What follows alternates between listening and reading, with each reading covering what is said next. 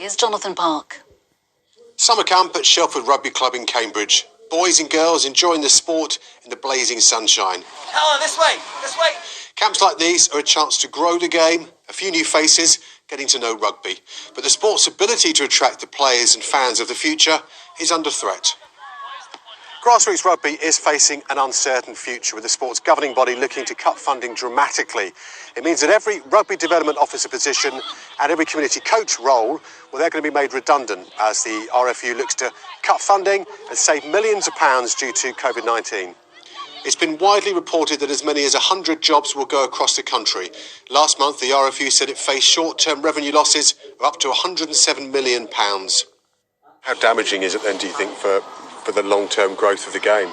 I think it's very damaging. I think that you have to keep the game in the community. The grassroots feeds the game all the way through. If you have less kids playing rugby, you have less fans for the Premiership, you have less fans for the national team. It's those guys that will turn their back on rugby and go and play another sport simply because we're not present in the community, we're not out there, we're not trying to engage them and bring them to the sport. And that knock-on effect will go all the way up to the top. Might take time, but it will go all the way up to the top. Like every sports governing body, they face tough decisions. The ongoing consultation is expected to be completed by early September. The RFU roles that are under threat provide a crucial link between the amateur club structure and the governing body. One aspect of that teamwork has been the way that RFU employed staff work closely with the volunteers in our 50 clubs to promote the game, to reach out to new audiences and to help those clubs grow and develop and improve. With fewer staff in place, the worry is that those volunteers will have to pick up a far greater share of the burden, and that just adds to the uncertainty that we're all facing as we come through the coronavirus situation.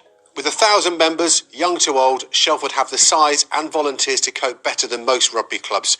But with less RFU boots on the ground, they could find that healthy membership drop in the years to come. Well, Jonathan joins me now. We've seen the young players there, but it's more than just their development, isn't it? Yeah, that's right, Mo. I mean, when you think about the cuts they're making at the bottom of any sport, really, they are going to have an impact all the way through, right to the top as well. The roles that are proposed are the vital link roles as well. And it's not just getting the kids playing the game, it's getting the clubs enjoying the game, becoming fans of the future and going to matches maybe at Twickenham in the future as well. So they're future consumers that effectively might not be there in the future, in the years to come, because of these cuts at grassroots level. Will, who you saw in the piece, he's told me an interesting thing, that in Australia they've done a similar thing. He spent 20 years over there, he's just come back.